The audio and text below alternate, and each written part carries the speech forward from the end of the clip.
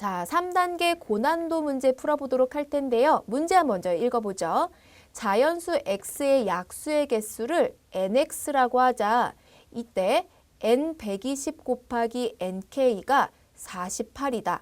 이것을 만족시키는 가장 작은 자연수 k의 값을 구하여라 라는 문제인데요. 선생님 새로운 기호가 나와서 너무 어려워요. 이럴 때는요. 예를 들어보도록 합니다. 이 문제에서는 이렇게 하기로 약속한 거니까요. 빨리 익숙해지기 위해서 우리가 예를 들어볼게요. N1은 얼마일까요? N1의 의미가 뭐죠? X 대신에 1이 들어간 것이니까요. 1의 약수의 개수를 의미하겠죠? 따라서 1의 약수의 개수, 1은 약수를 1밖에 안 가지니까 N1은 1이 됩니다. N4는 얼마가 될까요? 4의 약수의 개수니까 1, 2, 4, 3이 되겠죠? 어떻게 구하는 건지 알겠나요? 자, 그러면 본 문제로 들어가 볼게요. n120 곱하기 nk가 48이다 라고 했는데요. 일단 n120의 값을 구해봐야 될 것 같아요. n120의 값은 얼마일까요? 자, 그러려면 120의 약수의 개수를 구해봐야 할 텐데요. 우리가 이번에는요. 소인수분해해서 한번 구해볼게요. 120 소인수분해 들어갑니다. 120을 2로 나눠보죠. 60. 또 2로 나누면은요. 30.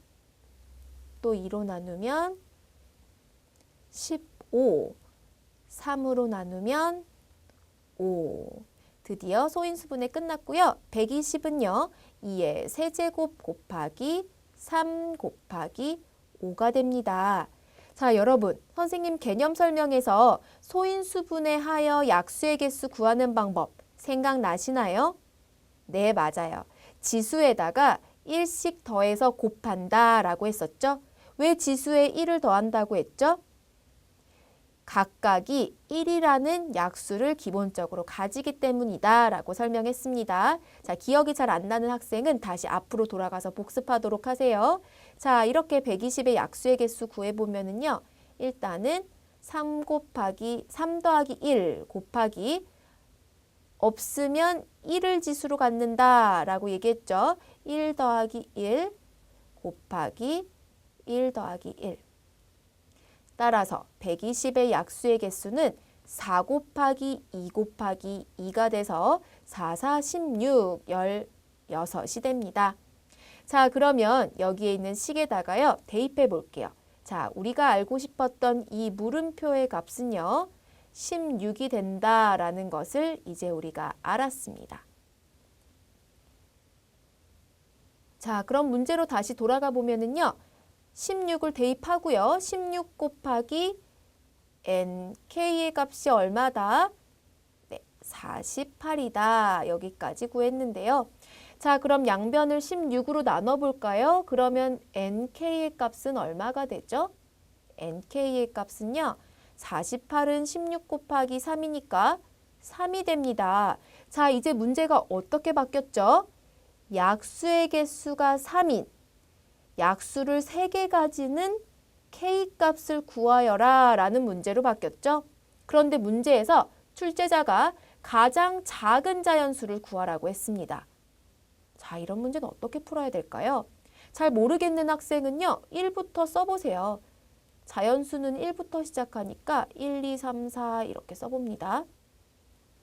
그러면 1의 약수의 개수는 하나, 2의 약수의 개수는 2개, 3도 약수의 개수 2개, 그런데요. 4는 약수의 개수가 얼마죠? 네, 3개입니다.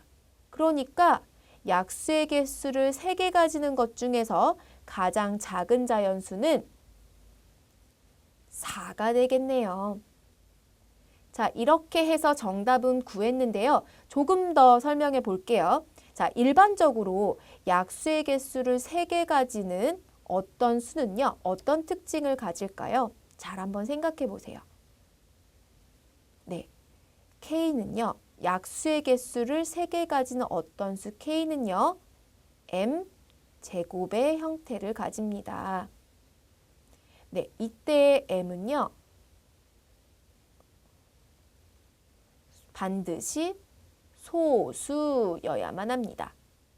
m이 소수일 때 m제곱의 형태를 가지면 언제나 약수의 개수는 3개가 될 수밖에 없어요. 왜냐하면 약수를 1, 그리고 m, 그리고 m제곱 이렇게 3개 가지기 때문이죠. 자, 그런 것 중에서 가장 작은 값을 구하라고 하면 소수 중에 가장 작은 값을 대입하면 될 거예요. 따라서 K값이 2의 제곱인 4가 된다라는 것을 알 수 있습니다. 자, 이렇게 해서 고난도 문제 풀어봤는데요. 선생님의 설명을 듣고 그냥 넘길 것이 아니라 풀이를 다시 싹 지우고 스스로 한번 풀어보길 바랍니다.